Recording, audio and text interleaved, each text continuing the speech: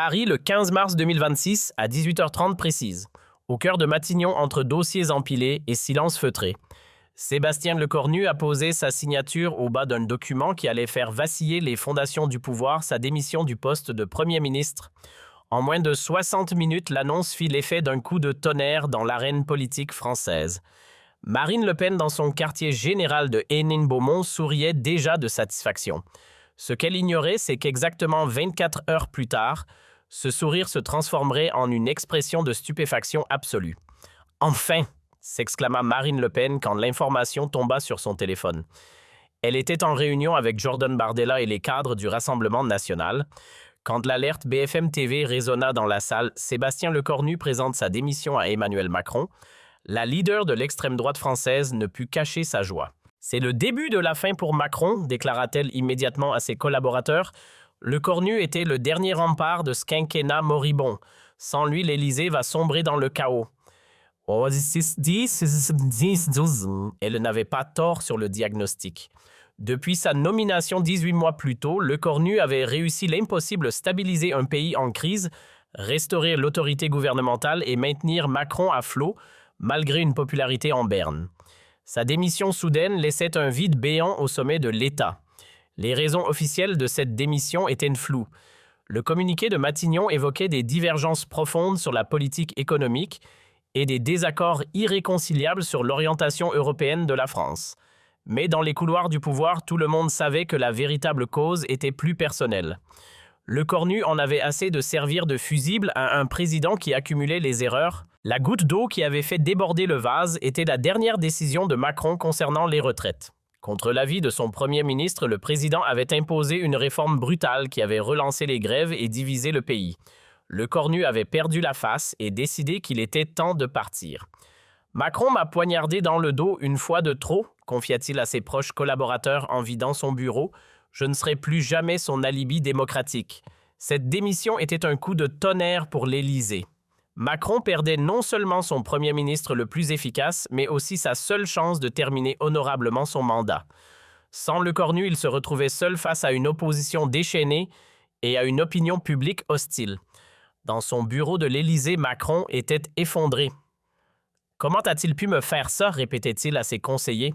« Nous étions une équipe, nous avions réussi ensemble à redresser le pays. » Mais Lecornu était parti emportant avec lui la crédibilité gouvernementale et laissant Macron dans une situation politique désespérée. C'est dans ce contexte que Marine Le Pen voyait s'ouvrir une autoroute vers l'Élysée.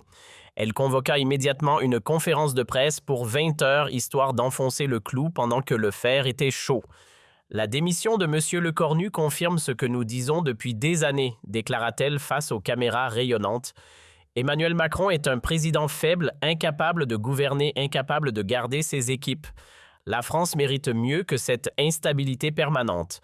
Elle poursuivit son attaque avec la précision d'un chirurgien. Sébastien Lecornu était le seul à maintenir une façade de compétence dans ce gouvernement en déroute. Son départ révèle la vacuité totale de la politique macroniste. Il est temps que les Français reprennent leur destin en main.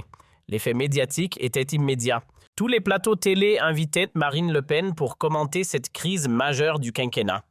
Elle enchaînait les interviews savourant chaque minute de cette victoire politique qu'elle attendait depuis des années. « C'est notre moment », disait-elle à Jordan Bardella entre deux plateaux. « Macron est fini et nous allons pouvoir proposer notre alternative à la France. » Les sondages du lendemain lui donnaient déjà raison. L'intention de vote pour le Rassemblement national bondissait de 3 points tandis que celle d'Emmanuel Macron s'effondrait. La démission de Lecornu apparaissait comme le signal d'un naufrage présidentiel.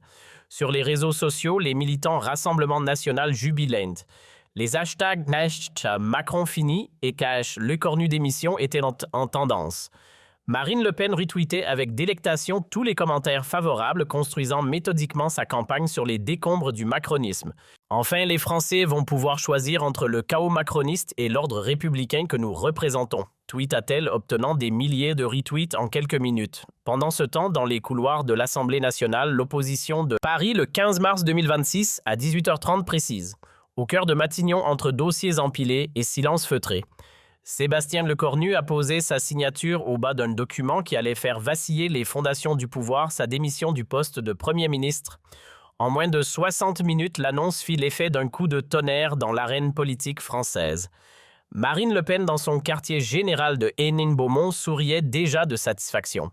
Ce qu'elle ignorait, c'est qu'exactement 24 heures plus tard, ce sourire se transformerait en une expression de stupéfaction absolue. « Enfin !»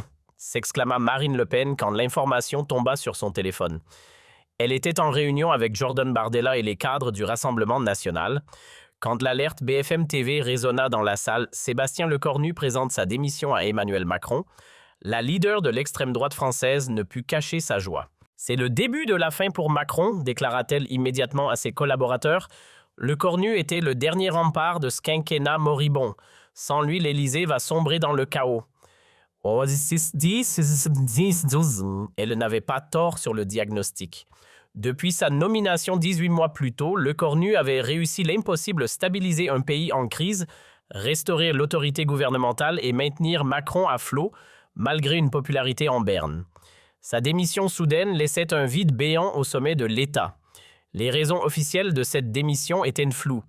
Le communiqué de Matignon évoquait des divergences profondes sur la politique économique et des désaccords irréconciliables sur l'orientation européenne de la France. Mais dans les couloirs du pouvoir, tout le monde savait que la véritable cause était plus personnelle. Lecornu en avait assez de servir de fusible à un président qui accumulait les erreurs. La goutte d'eau qui avait fait déborder le vase était la dernière décision de Macron concernant les retraites. Contre l'avis de son premier ministre, le président avait imposé une réforme brutale qui avait relancé les grèves et divisé le pays. Lecornu avait perdu la face et décidé qu'il était temps de partir.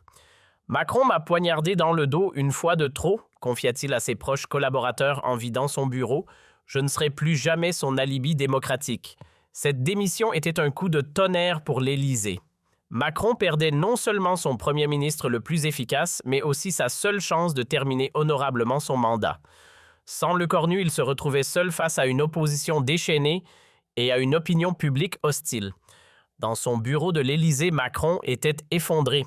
« Comment a-t-il pu me faire ça ?» répétait-il à ses conseillers. « Nous étions une équipe, nous avions réussi ensemble à redresser le pays. » Mais Lecornu était parti emportant avec lui la crédibilité gouvernementale et laissant Macron dans une situation politique désespérée. C'est dans ce contexte que Marine Le Pen voyait s'ouvrir une autoroute vers l'Élysée. Elle convoqua immédiatement une conférence de presse pour 20 heures, histoire d'enfoncer le clou pendant que le fer était chaud. La démission de M. Lecornu confirme ce que nous disons depuis des années, déclara-t-elle face aux caméras rayonnantes. Emmanuel Macron est un président faible, incapable de gouverner, incapable de garder ses équipes. La France mérite mieux que cette instabilité permanente. Elle poursuivit son attaque avec la précision d'un chirurgien. Sébastien Lecornu était le seul à maintenir une façade de compétence dans ce gouvernement en déroute. Son départ révèle la vacuité totale de la politique macroniste. Il est temps que les Français reprennent leur destin en main. L'effet médiatique était immédiat. Tous les plateaux télé invitaient Marine Le Pen pour commenter cette crise majeure du quinquennat. Elle enchaînait les interviews savourant chaque minute de cette victoire politique qu'elle attendait depuis des années. « C'est notre moment », disait-elle à Jordan Bardella entre deux plateaux. « Macron est fini et nous allons pouvoir proposer notre alternative à la France. » Les sondages du lendemain lui donnaient déjà raison. L'intention de vote pour le Rassemblement national bondissait de 3 points tandis que celle d'Emmanuel Macron s'effondrait. La démission de Lecornu apparaissait comme le signal d'un naufrage présidentiel. Sur les réseaux sociaux, les militants Rassemblement national jubilaient. Les hashtags Macron fini et Lecornu démission étaient en tendance. Marine Le Pen retweetait avec délectation tous les commentaires favorables, construisant méthodiquement sa campagne sur les décombres du macronisme. Enfin, les Français vont pouvoir choisir entre le chaos macroniste et l'ordre républicain que nous représentons, tweeta-t-elle, obtenant des milliers de retweets en quelques minutes. Pendant ce temps, dans les couloirs de l'Assemblée nationale, l'opposition de gauche ne savait pas trop comment réagir. Jean-Luc Mélenchon se réjouissait aussi de la chute de Lecornu, mais il voyait d'un mauvais œil la récupération politique de Marine Le Pen. Attention, prévenaient ses députés, la démission de Lecornu, c'est aussi une opportunité pour l'extrême droite. Il ne faut pas laisser Le Pen monopoliser cette crise. Mais force était de constater que Marine Le Pen avait pris une longueur d'avance dans la récupération politique de cet événement. Elle était partout donné le ton, imposé sa lecture des événements. Pour la première fois depuis longtemps, elle apparaissait comme la vraie alternative à Macron. À l'Élysée, c'était la panique totale. Les conseillers de Macron se succédaient dans le bureau présidentiel pour tenter de limiter les dégâts. Il faut nommer quelqu'un immédiatement, pressa Alexis Kohler. Chaque heure qui passe renforce Le Pen. Mais qui? Répondait Macron désemparé. Le Cornu était irremplaçable. Personne n'a sa stature, son expérience, sa crédibilité. C'était effectivement le problème. Le Cornu avait passé 18 mois à se construire une image d'homme d'État respectable au-dessus des partis. Sa démission laissait un vide que personne ne semblait pouvoir combler immédiatement. Les noms circulaient: Bruno Le Maire, Gérald Darmanin, Elisabeth Borne. Mais aucun ne faisait l'unanimité. Aucun n'avait l'autorité nécessaire pour succéder à Le Cornu. Macron était face à un casse-tête impossible. Le soir de la démission, Marine Le Pen s'endormit avec le sentiment d'avoir remporté une victoire décisive. Pour la première fois depuis 2017, elle se voyait réellement gagner la prochaine présidentielle. Le Cornu avait été son principal obstacle, l'homme qui empêchait l'effondrement total du macronisme. Avec son départ, la voie était libre. « Demain, nous allons annoncer notre programme de gouvernement », dit-elle à son entourage. Il faut montrer que nous sommes prêts à diriger la France. Mais ce qu'elle ignorait, c'est que dans le même temps, Le Cornu menait des discussions secrètes avec plusieurs personnalités politiques. Sa démission n'était peut-être pas aussi définitive qu'il y paraissait. Le lendemain matin, 16 mars, Marine Le Pen se réveillait confiante. Elle avait prévu une journée chargée petit déjeuner avec la presse, réunion avec les députés Rassemblement national, puis grande meeting à Marseille pour lancer la reconquête de la France. Vers 10 heures, elle donnait une interview à RTL où elle enfonçait le clou. La démission de Le Cornu prouve que même les hommes les plus compétents ne peuvent rien faire avec Macron. Il est temps de tourner la page de ce quinquennat catastrophique. L'animateur lui demandait si elle était prête à gouverner. « Bien sûr, répondait-elle avec assurance. Nous avons les équipes, nous avons le programme, nous avons la légitimité. Les Français n'attendent que nous. » C'est à ce moment-là que son téléphone vibre. Un message de Jordan Bardella allume BFM Urgent. Marine Le Pen demanda à son attaché de presse d'allumer la télévision dans le studio R. Ce qu'elle vit la figea d'horreur. Un bandeau d'informations en continu annonçait Sébastien Lecornu de retour à Matignon. Le premier ministre retire sa démission. « C'est impossible », balbutia-t-elle, perdant momentanément sa contenance à l'antenne. L'animateur, lui aussi surpris, tentait de comprendre. « Madame Le Pen, que pensez-vous de cette information ?» Lecornu était de retour plus fort que jamais, ayant démontré à tous qu'il était irremplaçable. Ce qui s'était passé dans ces 24 heures cruciales était digne d'un thriller politique. Dès l'annonce de sa démission, Lecornu avait reçu des centaines d'appels de Macron, mais aussi de tous les secteurs de la société française, patrons syndicalistes, intellectuels, artistes, sportifs. « Ne partez pas », suppliait le leader de la Confédération française démocratique du travail. « Vous êtes le seul à maintenir le dialogue social. La France a besoin de vous », insistait le patron du mouvement des entreprises de France. Même des personnalités de l'opposition modérée l'imploraient. « Votre départ profiterait aux extrêmes », lui disait François Bayrou. Mais qu'est-ce qui avait vraiment fait basculer Lecornu, c'était l'appel de sa propre fille étudiante en sciences politiques. « Papa, tu ne peux pas laisser Marine Le Pen gagner à cause de ton orgueil. » Cette phrase l'avait profondément touché. Lecornu réalisait que sa démission, motivée par des raisons personnelles légitimes, pouvait avoir des conséquences dramatiques pour la démocratie française. Dans le même temps, les 24 heures, sans Premier ministre, avaient révélé l'ampleur du chaos qui menaçait. Les marchés financiers s'étaient effondrés, l'euro avait chuté. Et surtout, Marine Le Pen avait montré qu'elle était prête à surfer sur la crise pour accéder au pouvoir. « Je ne peux pas être responsable de ça », s'était dit Lecornu en voyant les images de Marine Le Pen triomphantes sur tous les plateaux télé. Parallèlement, Macron avait passé la nuit à tenter de le convaincre, non pas en tant que président hautain, mais en homme brisé, reconnaissant ses erreurs. « Sébastien, j'ai été stupide sur les retraites », lui avait avoué Macron lors d'un appel à 3 heures du matin. « Vous aviez raison, j'aurais dû vous écouter. Donnez-moi une dernière chance de réparer mes erreurs. » Cette humilité présidentielle inédite dans les rapports entre les deux hommes avait ébranlé Lecornu. Pour la première fois, Macron reconnaissait ses torts et acceptait de lui donner une vraie autorité gouvernementale. « Si je reviens, » avait négocié Lecornu, « c'est moi qui décide de la politique économique et sociale. Vous vous contentez du régalien et de l'international. » accordé avait immédiatement accepté Macron prêt à tout pour sauver son quinquennat. C'est ainsi qu'à 18h30, exactement 24 heures après sa démission, Lecornu signait sa lettre de retrait de démission et reprenait ses fonctions à Matignon. L'effet sur Marine Le Pen fut dévastateur. Non seulement elle perdait l'opportunité de sa vie, mais en plus elle apparaissait comme celle qui s'était réjouie trop vite d'un chaos qui n'avait finalement pas eu lieu. C'était un coup monté, rageait-elle en privé. Lecornu et Macron ont orchestré cette mascarade pour nous ridiculiser. Mais personne ne croyait à cette théorie du complot. La détresse de Macron pendant ces 24 heures avait été trop visible, trop authentique, et le retour de Lecornu s'expliquait simplement par le sens des responsabilités d'un homme d'État face à la menace extrémiste. Sur les plateaux télé du soir, Marine Le Pen tentait de limiter les dégâts. Le retour de Lecornu ne change rien au fond du problème. Macron reste un président faible et incapable. Mais son argumentaire sonnait creux.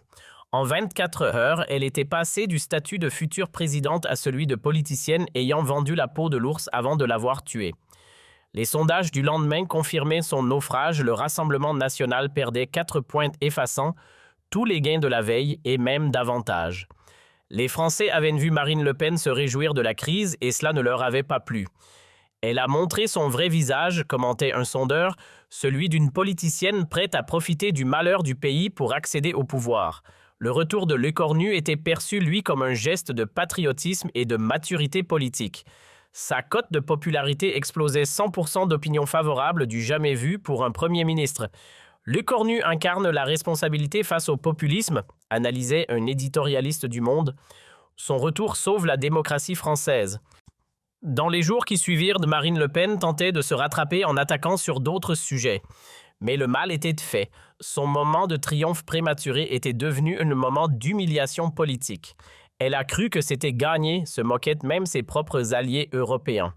Matteo Salvini lui faisait remarquer en privé « Marine, il ne faut jamais crier victoire avant la fin du match ». 3 semaines plus tard, lors d'un sondage présidentiel, Marine Le Pen stagnait tandis que Lecornu apparaissait désormais comme un candidat crédible pour 2027.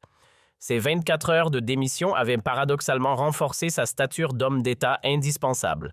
« J'ai appris une leçon », confiait Lecornu à ses proches. « Parfois, il faut partir pour mieux revenir, et surtout, il ne faut jamais sous-estimer l'instinct de survie démocratique des Français. » Marine Le Pen, elle, avait appris une leçon plus amère en politique. Rien n'est jamais gagné tant que ce n'est pas officiel. Et surtout, se réjouir du malheur des autres peut se retourner contre soi. Les 24 heures les plus courtes de l'histoire politique française avaient redistribué toutes les cartes.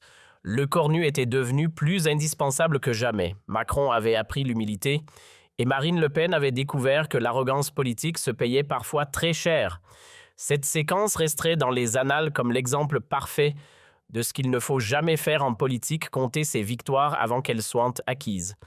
Marine Le Pen l'avait appris à ses dépens face à un Lecornu qui maîtrisait décidément l'art du timing politique mieux que quiconque. Mais l'histoire ne s'arrêtait pas là. Les conséquences de ces 24 heures dramatiques allaient se faire sentir pendant des mois dans la politique française. Marine Le Pen, humiliée par ce retournement spectaculaire, décida de prendre sa revanche par tous les moyens. Dès le lendemain du retour de Lecornu, elle convoqua une réunion d'urgence au siège du Rassemblement national. « Nous ne pouvons pas laisser passer ça », martelait-elle devant ses lieutenants. « Lecornu nous a ridiculisés, mais nous allons montrer que son retour ne changera rien au problème. » Jordan Bardella, encore sous le choc de ce retournement, tentait de relativiser. « Marine, peut-être que nous avons été trop vite en besogne. L'important, c'est de rester crédible. »« Crédible » explosa-t-elle. « Nous étions crédibles hier soir quand tout le monde nous voyait déjà gouverner.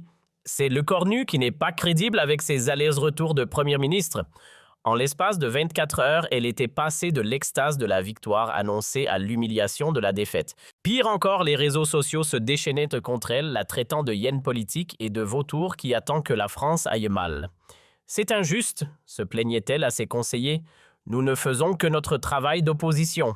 Si Lecornu démissionne, nous avons le droit de le critiquer. » Mais l'opinion publique ne l'entendait pas de cette oreille. Un sondage Harris Interactive publié 3 jours après l'épisode montrait que 67% des Français désapprouvaient la joie affichée par Marine Le Pen lors de la démission de Lecornu. Les Français n'aiment pas ceux qui se réjouissent des difficultés du pays, analysait le sondeur.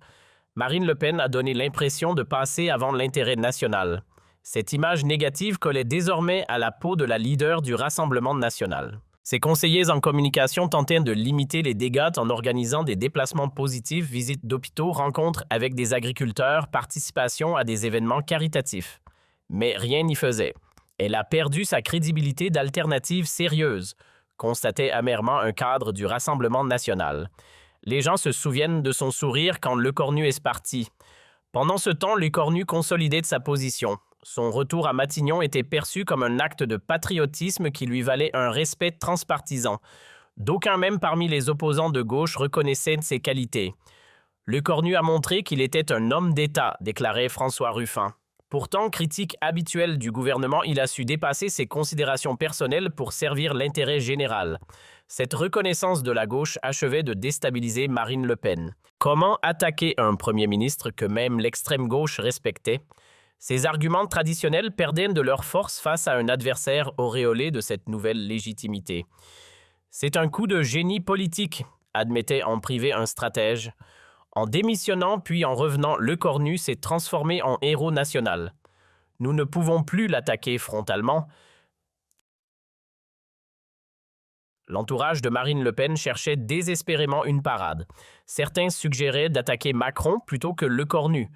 D'autres proposaient de changer complètement de stratégie en se concentrant sur les sujets régaliens. Il faut qu'on trouve un angle d'attaque, insistait Louise Alliot, maire de Perpignan et compagnon de Marine, sinon nous allons être marginalisés jusqu'en demi. Mais Marine Le Pen restait obsédée par Lecornu. C'est lui l'obstacle principal, répétait-elle. Tant qu'il sera là, nous ne pourrons pas percer. Cette fixation sur le Premier ministre commençait à inquiéter ses propres troupes. Marine devient paranoïaque, confiait un député Rassemblement national à un journaliste. Elle voit Lecornu partout. Elle ne parle plus que de lui. De fait, Marine Le Pen multipliait les attaques personnelles contre le Premier ministre, tentant de trouver la faille qui lui permettrait de reprendre l'initiative. Elle critiquait ses décisions, ses voyages, ses prises de position, parfois de manière contradictoire. Elle s'épuise dans une guerre personnelle, observa un politologue. Au lieu de proposer une alternative, elle se contente de dénigrer Lecornu. Cette stratégie s'avérait contre-productive. Plus Marine Le Pen attaquait Lecornu, plus celui-ci apparaissait comme une victime du sectarisme politique.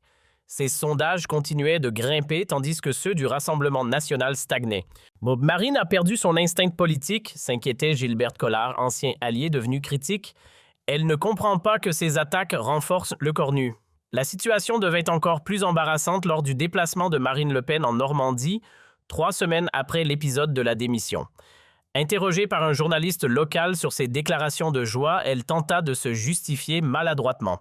« J'étais contente que les masques tombent », déclara-t-elle. Lecornu avait montré que Macron était ingouvernable. « Mais vous avez dit « enfin » quand vous avez appris sa démission, insista le journaliste. « J'ai dit « enfin » parce que je pensais que les Français allaient enfin comprendre », se défendit-elle piteusement. Cette explication laborieuse fut largement moquée sur les réseaux sociaux. Les internautes créèrent le hashtag #BatEnfinMarine pour se moquer de ses tentatives de justification a posteriori. « Et elle s'enfonce », constatait un chroniqueur politique. « Plus elle explique, moins c'est crédible. » L'humiliation était d'autant plus grande que Lecornu lui restait d'une discrétion exemplaire sur cet épisode. Interrogé sur les réactions de Marine Le Pen à sa démission, il se contentait d'une réponse diplomatique. « Je ne commente pas les déclarations de l'opposition, disait-il simplement. Mon travail, c'est de gouverner pour tous les Français. » Cette élégance contrastait avec l'acharnement de Marine Le Pen et renforçait encore l'image positive du Premier ministre. « Lecornu à la classe, Le Pen à la hargne », résumait un éditorialiste. La frustration de Marine Le Pen atteignit son paroxysme lors du débat budgétaire à l'Assemblée nationale. Face à Lecornu, qui présentait le projet de loi de finances, elle tenta une attaque frontale sur sa comédie de démission. « Monsieur le Premier ministre », lança-t-elle, « vous nous avez fait une belle mise en scène avec votre démission bidon. Était-ce pour faire du chantage au président ?» Lecornu resta imperturbable. « Madame Le Pen, je comprends votre amertume. Vous pensiez pouvoir profiter d'une crise et vous avez été déçue. Mais heureusement, la France a d'autres priorités que vos calculs politiques. » La réplique fit mouche. L'hémicycle éclata en applaudissements, y compris sur certains bancs de l'opposition modérée. Marine Le Pen, rouge de colère, ne sut que répondre. Elle s'est fait atomiser, commenta un député Les Républicains. Le Cornu l'a remise à sa place avec élégance. Cette séquence diffusée en boucle sur les chaînes d'information acheva de ternir l'image de Marine Le Pen. Elle apparaissait comme une politicienne aigrie, incapable d'encaisser une défaite. Dans les sondages qui suivirent, l'écart se creusait encore. Le Cornu atteignait 74% d'opinion favorable, un record pour un premier ministre en exercice. Marine Le Pen, elle tombait à 32%, son plus bas niveau depuis 2000. C'est une catastrophe, admettait Jordan Bardella lors d'une réunion interne. Notre stratégie anti-Le Cornu ne fonctionne pas, il faut changer d'approche.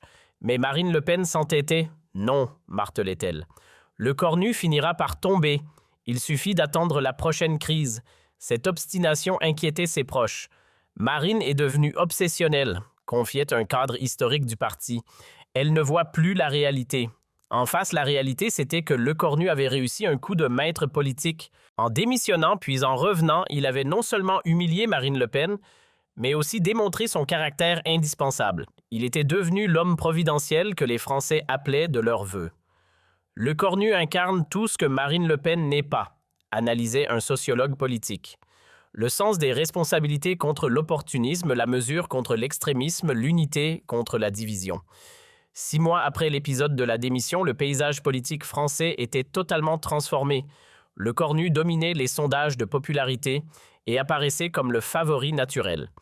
Marine Le Pen tentait péniblement de reconstruire son image. « J'ai sous-estimé Le Cornu », finit-elle par admettre en petit comité. « Il m'a joué un tour de maître. » Cette reconnaissance tardive de la supériorité tactique de son adversaire marquait la fin d'une époque. Marine Le Pen, qui avait cru tenir sa revanche après des années d'attente, découvrait amèrement que la politique était un art plus subtil que prévu. Elle a appris à ses dépens qu'en politique, l'arrogance se paye toujours, concluait un historien spécialiste de l'extrême droite. Le Cornu lui avait donné une leçon magistrale de patience et de timing. L'histoire de ces 24 heures resterait longtemps dans les mémoires comme l'exemple parfait d'un retournement politique spectaculaire. Marine Le Pen y avait perdu bien plus qu'une bataille, elle y avait perdu sa crédibilité d'alternative gouvernementale. Le Cornu lui en était sorti grandi, confirmant qu'il était devenu l'homme fort de la politique française. Son pari audacieux avait payé au-delà de toutes ses espérances, reléguant Marine Le Pen au rang de faire-valoir de son succès. La morale de cette histoire était claire en politique, il ne faut jamais vendre la peau de l'ours avant de l'avoir tué. Marine Le Pen l'avait appris à ses dépens face à un Le Cornu qui maîtrisait l'art du coup politique mieux que quiconque. 1 an après cet épisode, désormais entré dans la légende politique française, les conséquences continuaient de se faire sentir. Marine Le Pen n'avait jamais vraiment retrouvé sa superbe d'avant cette humiliation. Lors de meetings, elle évitait soigneusement de mentionner cette période, mais les journalistes ne manquaient jamais de lui rappeler ses déclarations prématurées. C'est devenu son talon d'Achille, observait un spécialiste de l'extrême droite. Chaque fois qu'elle attaque le gouvernement, on lui ressort ses 24 heures de joie mal placées. L'épisode était même devenu un cas d'école dans les universités de sciences politiques à Sciences Po Paris. Le professeur Pascal Perrineau consacrait un cours entier à l'erreur stratégique de Marine Le Pen. Cet épisode illustre parfaitement comment l'impatience politique peut détruire des années de construction, expliquait-il à ses étudiants. Marine Le Pen avait passé une décennie à se normaliser, à gommer son image extrémiste. En 24 heures, elle a tout perdu. Les étudiants prenaient des notes frénétiquement. Cette séquence était déjà devenue un classique des manuels de stratégie politique au même titre que l'affaire Watergate ou le Watergate français. Le cas Le Cornu-Le Pen montre aussi l'importance du timing en politique, poursuivait le professeur. Le Cornu a su transformer sa faiblesse momentanée en force durable. C'est de la haute voltige politique. Dans les écoles de journalisme, on étudiait également cette séquence sous l'angle de la couverture médiatique. Comment les médias avaient-ils contribué à amplifier l'humiliation de Marine Le Pen? Les chaînes d'information ont joué un rôle crucial, analysait une professeure de l'École supérieure de journalisme de Lille. En diffusant en boucle les images de joie de Le Pen puis son expression de stupeur, elles ont créé un récit visuel saisissant. Les journalistes politiques, eux, se souvenaient de ces 24 heures comme d'un moment exceptionnel de leur carrière. J'ai rarement vu un retournement aussi spectaculaire, témoignait Pauline de Malherbe, qui avait interviewé Marine Le Pen le matin du retour de Le Cornu. Son visage, quand elle a appris la nouvelle en direct, c'était du grand spectacle politique, mais aussi très humain. On voyait une femme qui réalisait que son rêve s'effondrait. Cette dimension humaine de l'épisode avait marqué les esprits. Au-delà de la joute politique, on avait assisté à un drame personnel en direct. Marine Le Pen avait touché le sommet de l'espoir avant de chuter brutalement. Elle a vécu en 24 heures toutes les émotions d'une campagne présidentielle, commentait un biographe politique. L'euphorie, l'espoir, la confiance, puis la stupeur, la colère et finalement l'amertume. Cette charge émotionnelle avait probablement contribué à l'impact durable de l'épisode. Les Français avaient vu Marine Le Pen dans tous ses états, révélant une personnalité plus complexe que son image publique habituelle. Paradoxalement, cet épisode l'a humanisée, notait une sociologue, mais pas dans le bon sens. Elle est apparue comme quelqu'un de calculateur prêt à se réjouir du malheur des autres. L'entourage de Marine Le Pen avait mis du temps à digérer cette séquence. Certains conseillers avaient même quitté son équipe, estimant que sa réaction avait été indigne d'une future présidente. Elle a montré qu'elle n'avait pas l'étoffe présidentielle, confiait un ancien cadre du Rassemblement national. Un vrai chef d'État ne se réjouit pas des crises, il les résout. Cette critique interne avait fragilisé Marine Le Pen au sein de son propre parti. Jordan Bardella, son dauphin présumé, avait pris ses distances, se montrant plus mesuré dans ses déclarations publiques. Jordan a compris la leçon, observait un proche du parti. Il ne commet pas les mêmes erreurs que Marine. Il reste dans la retenue même quand l'actualité pourrait lui donner raison.